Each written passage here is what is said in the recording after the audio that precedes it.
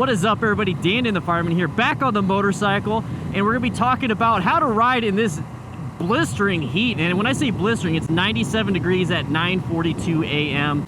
It's gonna get well over 100 today, probably when I'm riding.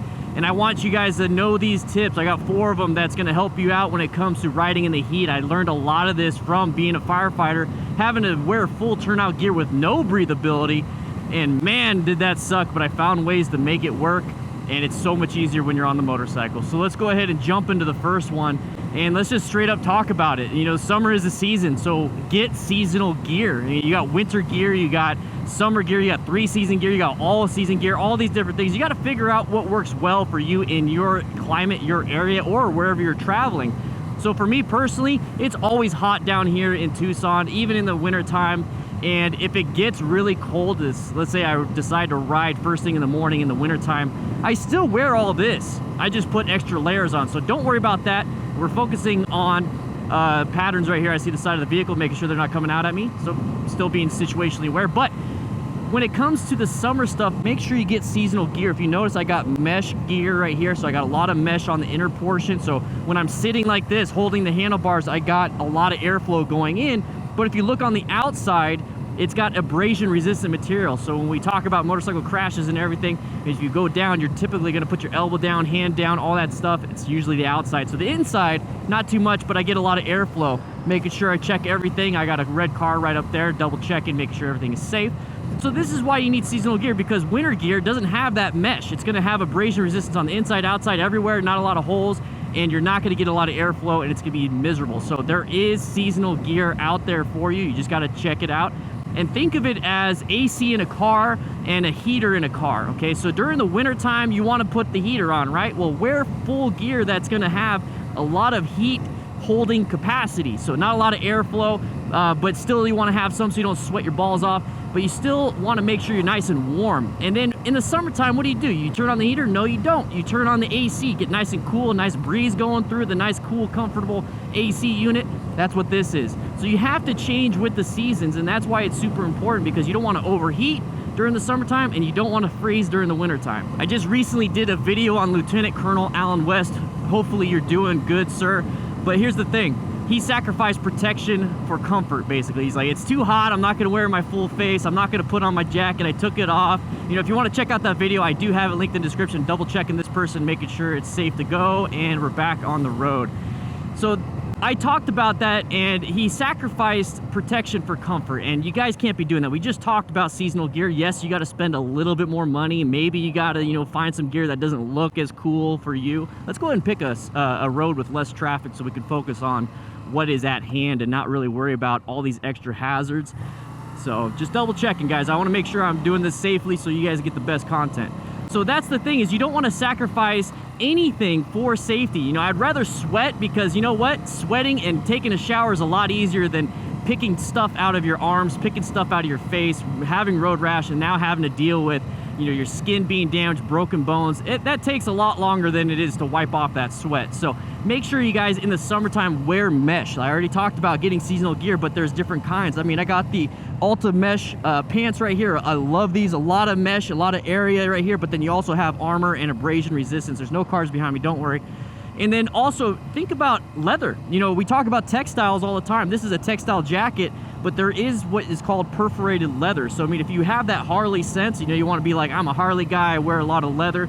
Well, just get perforated leather, stuff with holes in it for the summertime, and then in the wintertime, get stuff that doesn't have holes, and boom.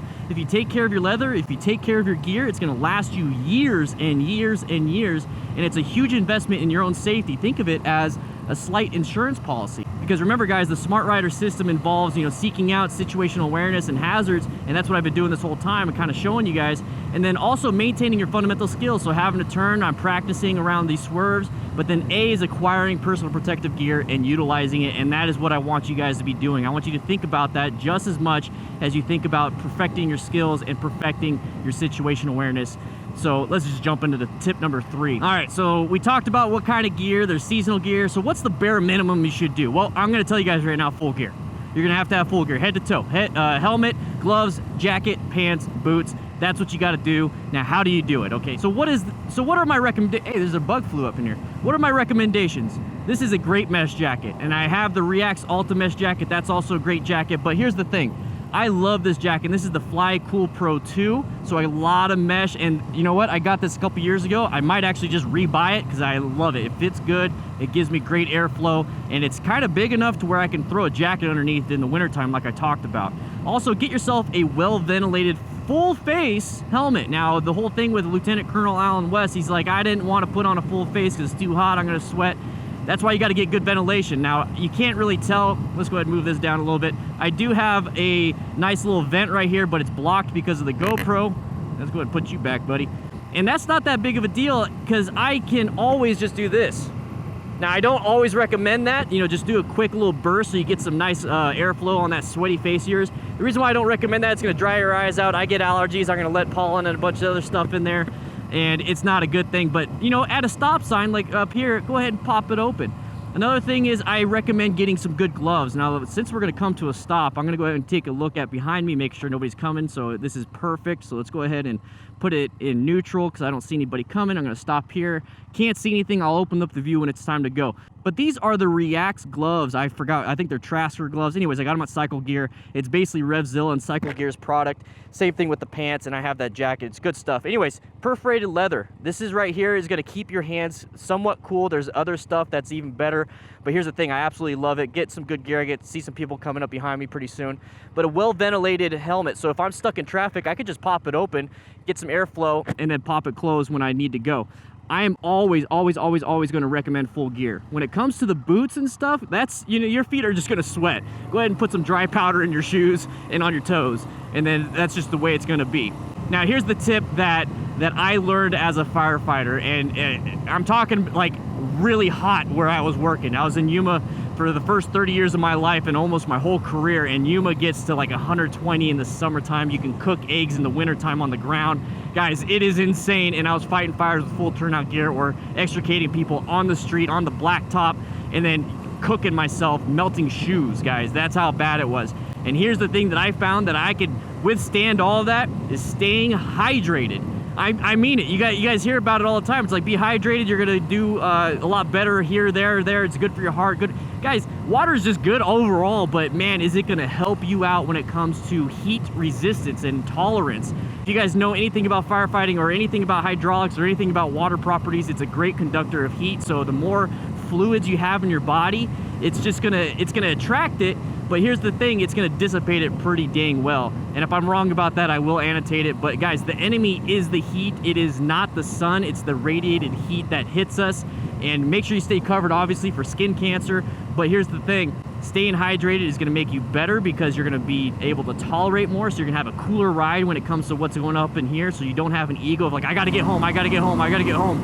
You're not doing that. You're focused on, hey, I'm having a good time. I could feel the heat, but it's not a big deal. Like, I can feel the heat on my body, but I'm like, it's not a big deal. And there's an intersection coming up. This guy just pulled out. He's gonna haul ass. Is anybody else gonna come out? No, and we are good. Back to yellow stage.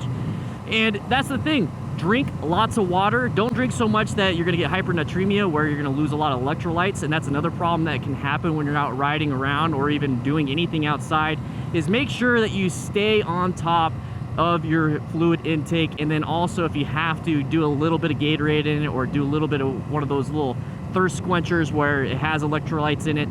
You might have to replace it because you're gonna be sweating a lot. And I haven't even talked about how to control sweat, what's the best way, how to utilize the body's natural mechanism of cooling you off. I haven't even talked about that, because at the end of the day, guys, these 4 tips is all you're gonna need, and everything will just follow through. Think about it, read a book.